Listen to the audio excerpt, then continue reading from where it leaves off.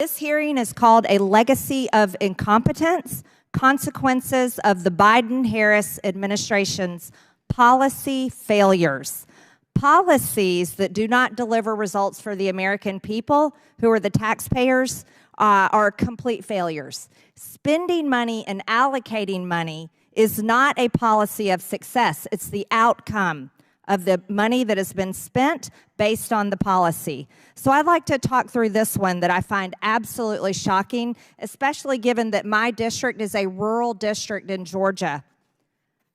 This is in 2021. President Biden taps Kamala Harris to lead effort to close digital divide. The White House released their remarks by President Biden, an address to a joint session of Congress. And in the process, it will create thousands and thousands of good-paying jobs. It creates jobs connecting every American with high-speed internet, including 35% of the rural America that still doesn't have it. This is going to help our kids and our businesses succeed in the 21st century economy. And I'm asking the Vice President to lead this effort, if she would. Vice President replied, "Of course." The President said, "Because I know it will get done." Now, fast forward to 2024. Here's the headlines. Why has Joe Biden's $42 billion broadband program not connected one single household? Maybe it's because, this is also in the headlines, that Harris announces plans to help 80% of Africa gain access to the internet, up from 40% now. Talk about a policy failure. Talk about not delivering results to the American people. Spending $42 billion, yet not having one household connected to the internet. Today, we're diving into a heated topic making waves in Washington. Congresswoman Marjorie Greene criticizes the Biden-Harris administration's $42 billion broadband initiative. According to Greene, not a single household has been connected. Let's break this down and see what's really going on. Hit that subscribe button and turn on notifications. Let's get into it.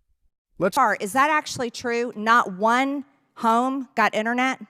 That's correct. In Georgia alone, there's about 257,000 homes and businesses that lack internet today. So that's potentially millions of people that were supposed to be connected through this program. $42 billion was enough money to actually end the digital divide in this country with competent implementation. Unfortunately, we have not cleared that hurdle.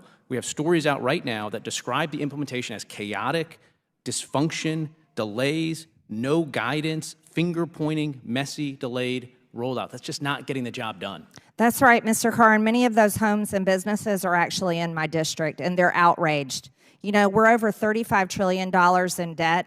Biden-Harris administration has been in charge for nearly 4 years, but not one home and business has gotten internet. It's outrageous. This is so concerning to me. How can the woman, Kamala Harris, that is telling the country right now she wants to be president of the United States, actually ask for this job if she has not been able to deliver what the president assigned her to do, which was to take that $42 billion and provide internet to the American people?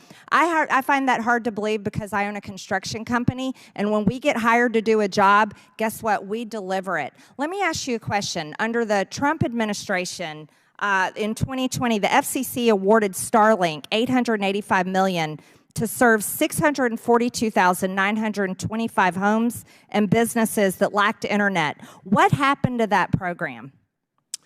Well, last year, after President Biden went to the White House podium and said that Elon Musk is worth being looked into, the FCC abruptly reversed course and yanked back that award. And now in other programs, the ones that are actually connecting people under this administration, we're spending dollars on the penalties.